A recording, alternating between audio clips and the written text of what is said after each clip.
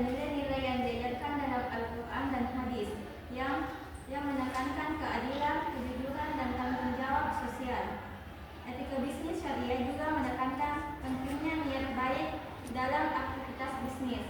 Niat yang tulus untuk memberikan manfaat kepada masyarakat dan tidak hanya mengejar keuntungan pribadi kepada landasan dalam berbisnis. Selain itu, etika bisnis syariah juga mengedepankan prinsip keadilan dalam transaksi. Transaksi yang dilakukan harus adil dan tidak merugikan salah satu pihak. Secara keseluruhan, etika bisnis syariah memberikan kerangka kerja yang kuat untuk menjalankan bisnis dengan cara yang bertanggung jawab dan berkelanjutan. Berikut adalah beberapa contoh perusahaan yang menerapkan etika bisnis syariah. 1. Bank Syariah Mandiri. 2. BTPN Syariah. 3. Darwansyah Hotel. 4. Sido Muncul. 5. Mitra Usaha Indonesia Group. 6. Al-Arafah Islamic Bank. 7. Garuda Indonesia. Adapun prinsip-prinsip dasar dalam etika bisnis Islam. Etika bisnis Islam berlandaskan pada ajaran Al-Quran dan hadis yang memberikan pedoman bagi para pelaku bisnis dalam menjalankan aktivitas ekonominya. Prinsip-prinsip ini tidak hanya mengatur hubungan bisnis, tetapi juga mencakup tanggung jawab sosial dan moral terhadap komunitas. Prinsip kedua adalah kejujuran. Dalam bisnis Islam, kejujuran merupakan fondasi yang harus dijunjung tinggi. Pelaku bisnis diharapkan untuk selalu memberikan informasi yang akurat dan tidak menipu konsumen. Selanjutnya, prinsip tanggung jawab sosial juga sangat ditekankan dalam etika bisnis. Setiap perusahaan diharapkan tidak hanya mengejar keuntungan, tetapi juga memberikan kontribusi positif pada masyarakat.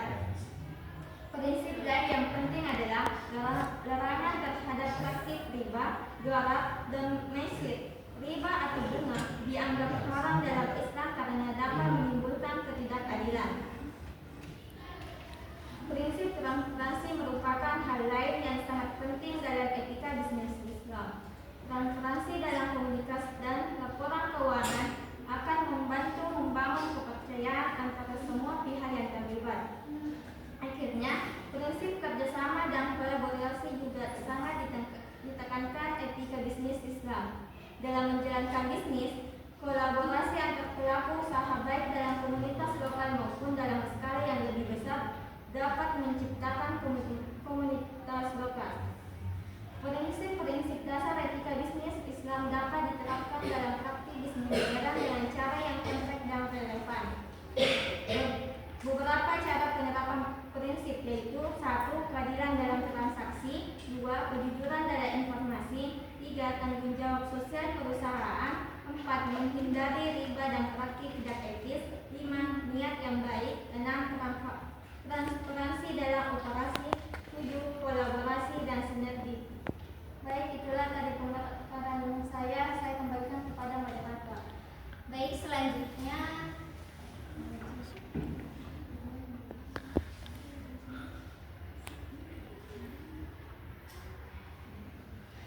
materi selanjutnya akan dibacakan oleh saya sendiri,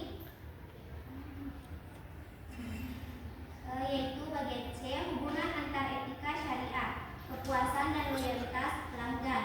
Etika syariah memainkan peran penting dalam membangun kepuasan dan loyalitas pelanggan di dunia bisnis. Kepuasan pelanggan adalah hasil dari pengalaman positif yang mereka peroleh selama berinteraksi dengan perusahaan. Loyalitas pelanggan di sisi lain terbentuk dari kepuasan yang berkelanjutan. Selain itu, penerapan etika syariah juga menciptakan diferensiasi di pasar yang kompetitif. Pentingnya etika syariah dalam membangun hubungan jangka panjang dengan pelanggan juga terlihat dalam cara perusahaan menangani keluhan dan umpan balik. Secara keseluruhan, hubungan antara etika syariah, kepuasan dan loyalitas pelanggan sangatlah erat.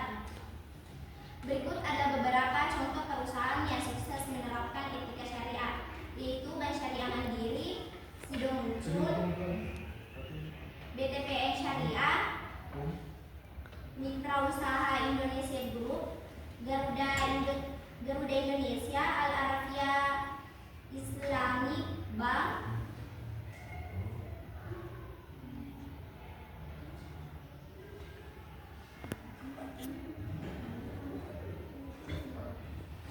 materi selanjutnya akan dibawakan oleh saudari Adinda. Baik, terima kasih moderator. Untuk ketiga yaitu metodologi. Jenis penelitian yaitu digunakan dalam penelitian ini adalah penelitian kualitatif.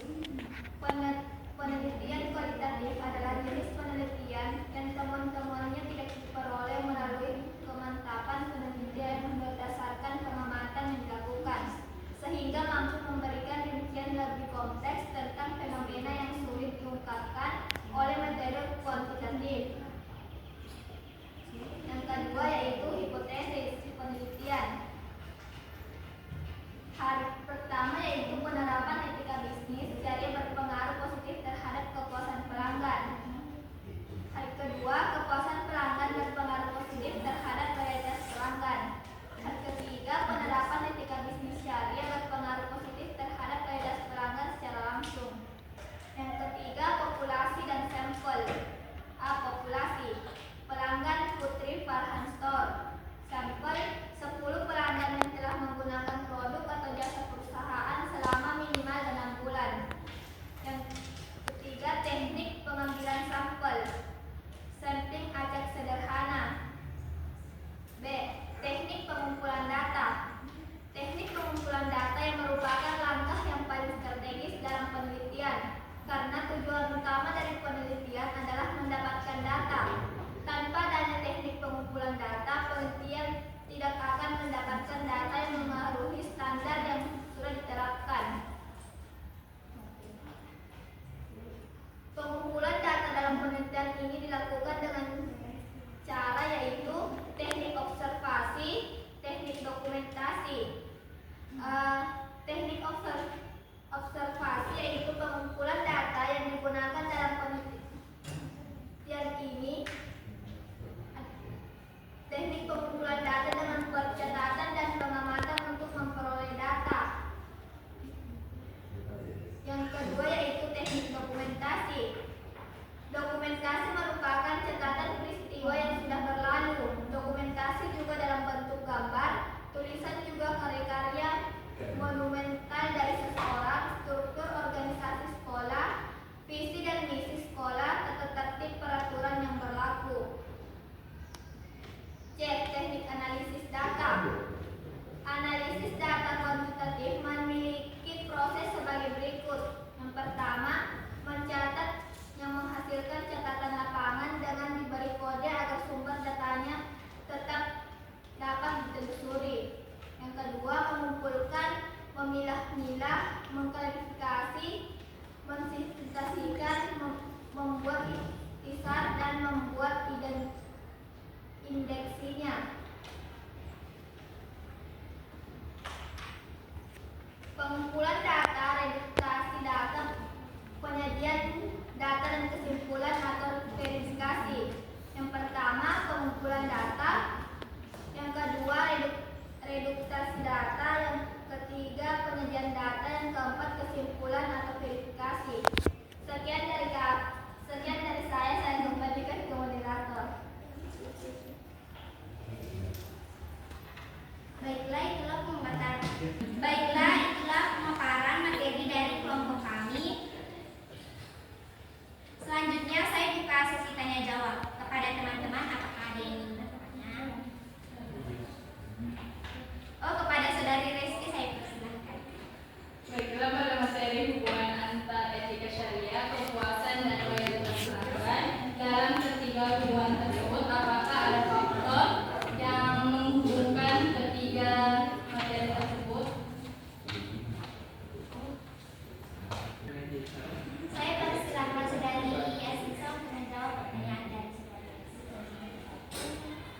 Yaitu 3 faktor utama yang dihubungkan adalah etika syariah, penerapan nilai-nilai Islam dalam menjalankan bisnis. Yang kedua, kepuasan pelanggan, tingkat kepuasan konsumen terhadap produk atau layanan yang diberikan. Yang ketiga, loyalitas pelanggan. Kecenderungan pelanggan untuk terus menggunakan produk atau layanan suatu perusahaan dalam jangka waktu yang lama. Itulah tadi jawaban dari saya. Saya kembalikan kepada moderator. Saudari Reski, apakah jawabannya sudah jelas?